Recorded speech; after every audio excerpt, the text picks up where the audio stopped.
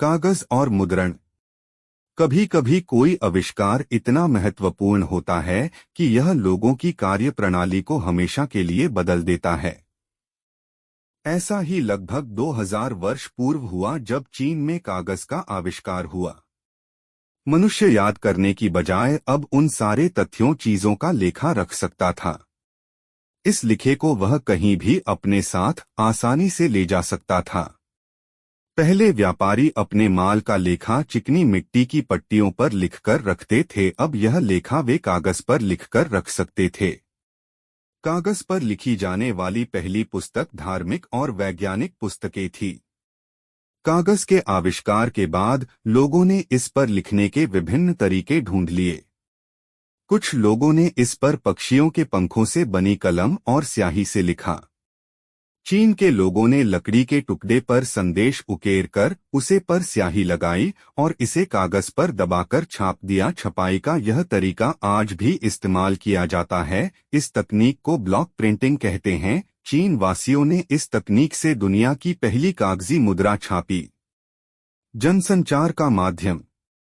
500 वर्ष से भी पहले जर्मन सुनार योहान गुंटनबर्ग ने धातु के अक्षर बनाए। इन अक्षरों को हाथ से दबाकर कई बार छापा जा सकता था। उसे समय पत्रिकाएं इसी प्रकार छपती थी। फिर गुंटनबर्ग ने एक छापने की मशीन या छपाई प्रेस का आविष्कार किया। अब पूरा पृष्ठ एक बार में ही छापा जा सकता था। गुंटनबर्ग ने जो पुस्तक सबसे पहले छापी वह ईसाई धार्मिक ग्रंथ बाइबिल थी। छपाई के आविष्कार के कारण एक आदमी भी लिखित शब्दों से परिचित हो गया। जनसंचार की ओर यह पहला कदम था। एक ही समय में कोई भी सूचना जब बहुत से लोगों के पास पहुंचती है तो उसे जनसंचार कहते हैं। किताबें केवल विद्वानों और पुजारी के लिए ही नहीं थी, अब इन्हें अन्य लोग विभिन्न स्थानों पर सस्ते मूल्य पर खरीद कर पढ़ सकते थे। जो कंपनियां बिक्री के लिए इन पुस्तकों को अधिक मात्रा में छापती हैं, उन्हें प्रकाशक कहते हैं। आधुनिक समाचार पत्र का जन्म।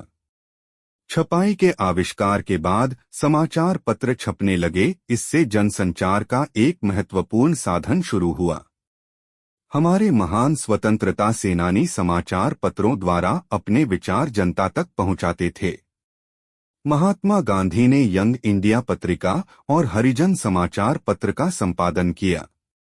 संचार के लिए आविष्कार। आदि मानव ने गुफा की दीवारों पर औजार से खरोंचकर चित्र बनाए। फिर चिकनी मिट्टी की खोज हुई और लोगों ने मिट्टी की पट्टियों पर लिखना शुरू किया। लिखने के लिए पहले पेन बांस से बनाए गए। लोग बांस के टुकड़ों को एक तरफ से नुकीला बनाकर उसे निब का आकार देने के लिए काटते थे। पक्षियों के पंख से बनी कलम सबसे प्रचलित कलम थी। इसका प्रयोग लगभग 1000 वर्षों तक होता रहा। बत्तख और हंस जैसे विभिन्न पक्षियों के पंख से ही इस प्रकार की कलम बनती थी। अनोखी स्याही। एक चीनी दार्शनिक ने 4000 से भी अधिक वर्ष पूर्व स्याही का आविष्कार किया। यह भारत में बनाई जा रही स्याही की तरह ही थी। भारत में प्राकृतिक रंगों को बनाने की एक लंबी परंपरा है। भारत में यह रंग नील, हल्दी के पौधों, पलाश के फूलों तथा लोहे और कांसे जैसे धातुओं से बनते हैं। पेंसिल का प्रारंभ। क्या तुम जानते हो जिस पेंसिल को तुम प्रयोग करते हो इसका आविष्कार 500 वर्ष पूर्व हुआ था। इंग्लैंड में ग्रेफाइट नाम के नर्म पत्थर की खोज हुई। इसे कागज पर लिखने और चित्र बनाने के लिए प्रयोग में लाया जा सकता था, परंतु ग्रेफाइट बहुत नरम था, लिखते समय जल्दी ही टूट जाता था।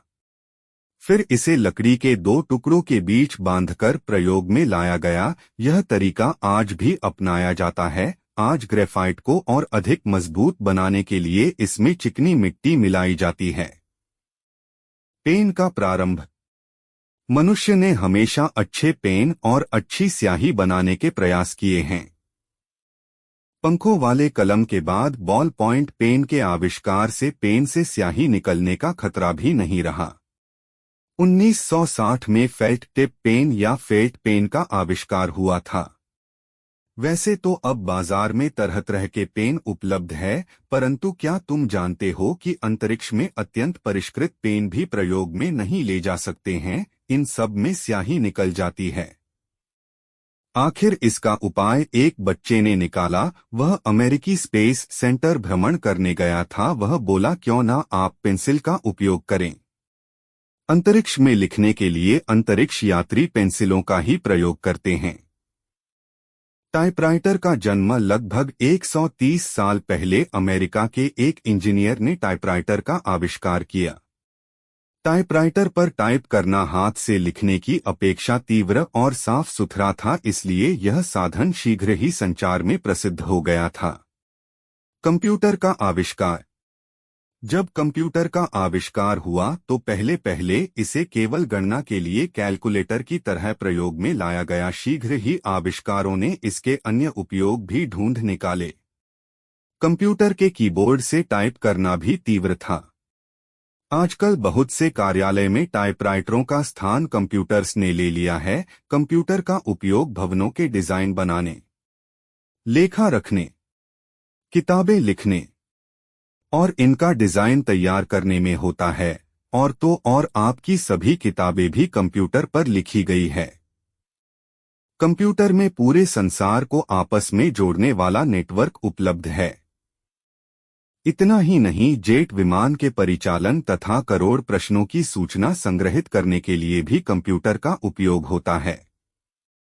कंप्यूटरों में भी अत्यधिक तीव्र गति से सुधार हो रहा है। हर कुछ महीनों के बाद कंपनियां नई तीव्र और अत्यंत प्रभावशाली मशीनों का निर्माण कर रही है। क्या तुम जानते हो, अमेरिका और यूरोप की कंपनियां कंप्यूटर के प्रोग्राम बनाने के कार्य के लिए प्राय भारतीय कंप्यूटर इंजीनियरों को नियुक्त करती हैं।